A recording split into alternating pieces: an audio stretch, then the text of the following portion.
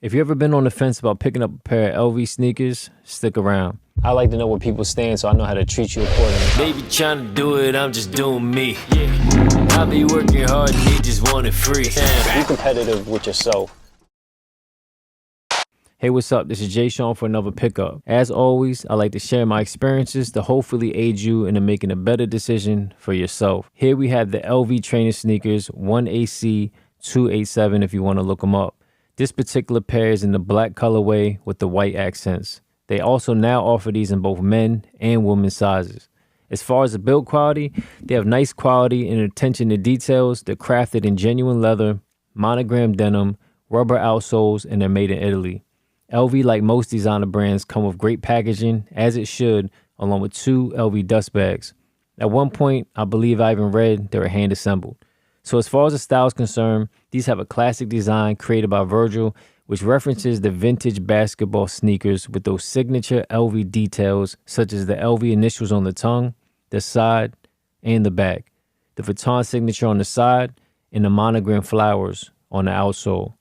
As far as cost, these will set you back for $12.20 USD, and I paid $1335.60 after taxes in my particular and personal area. So my personal take on these is I like the overall colorway. I feel like the build quality and materials match what I would expect.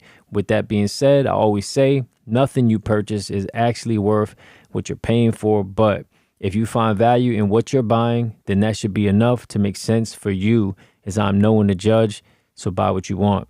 Yes, you're paying for the brand as anything else that you pay for in this world, but knowing this, we come to expect also the packaging and the build quality to at least be quite better than your non-luxury brands. So me personally, I find the packaging and the build quality to meet my expectations in this particular way, and I also find the shoes to be aesthetically pleasing. They have a nice balance between, I would say, a casual and athletic aesthetic. So me personally, I mainly like to wear mine with fitted tech pants or jeans. They're also a little loud, so they will grab a lot of attention and people will notice them. So be prepared for that. If that's what you're looking for, then that could be a plus.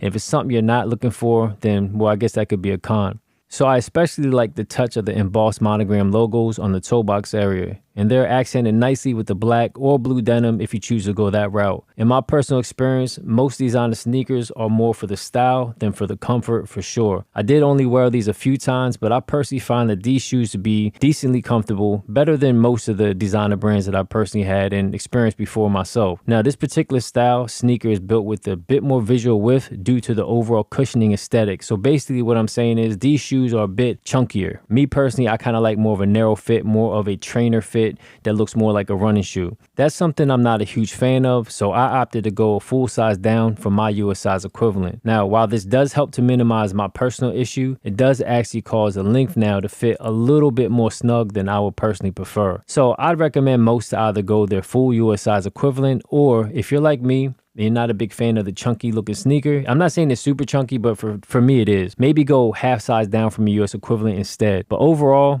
even though I'm personally taking a slight step back from this particular brand, I like to have options or two from each designer. I'd recommend these if you're looking for an eye-catching type of sneaker with a classic design. I'm personally going to start exploring less of their sneaker line and go more towards some of their casual dress shoes.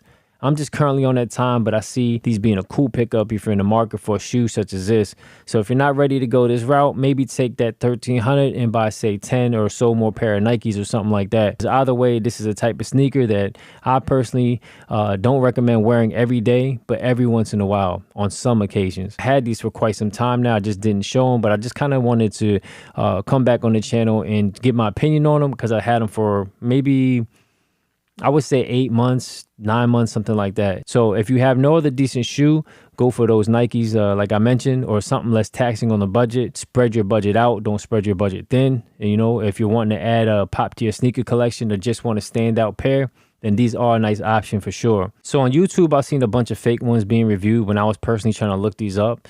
I would recommend just going into the store, take a look at them. Even if they don't have your size, just check them out. And if you got to order them, then order them that way.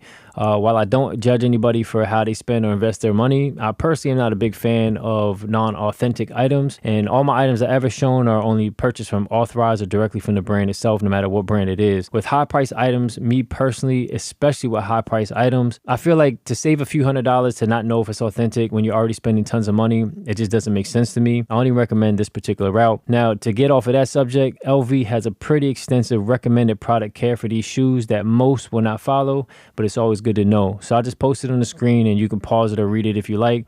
Me personally, I think it's pretty hilarious. It's a bit too much, but to each his own. I'll put it on the screen somewhere now. And just take care of them like you would take care of any other shoes. Pretty much common sense. So to end this video, I want to take a turn real quick and just leave you with a few words of encouragement. I'm always sharing my life and experiences as it happens, no matter what it is, no matter what I'm going through. So even though you may have come for a pair of sneakers, I hope you leave with a better understanding to help you make a better decision for yourself and possibly leave with a little encouragement or motivation for something else that's going on in your life. So I want to leave little tidbits, a little top level advice or top level motivation, top level affirmation, whatever you want to call it. If you made it this far, I'm telling you, everything happens for a reason. No matter what you're going through, good or bad, it's all good. You know, if you're meant for greatness, nothing can stop it. Nothing.